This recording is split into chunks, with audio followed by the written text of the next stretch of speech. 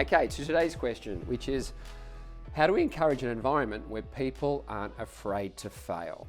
And the first thing I would say is create a culture that rewards process, not outcome. And in terms of process, enable a culture that has time and space for curiosity and experimentation.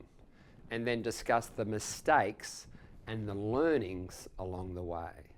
And this is where leadership is so important, because if leaders talk about their mistakes and encourage that vulnerability, you create permission and safety for everyone else to not only celebrate their imperfections and talk about their mistakes, but also encourage that learning and curiosity off the back of those. When the Navy SEALs have their post-op reviews, the most popular 4 words that you'll hear leaders say is, "I screwed that up." So if leaders are talking about their mistakes, but more importantly, the learnings that come from that, that's kind of what encourages others to make mistakes and experiment along the way. I often say you're either winning or you're learning. But here's the thing, if there is a lesson or a growth in the mistake or the learning, then that's technically a win as well.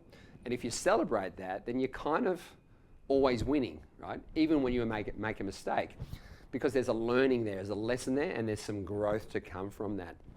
And this is where play becomes one of the most important intrinsic motivations and the number one reason why anyone goes to work in the first place.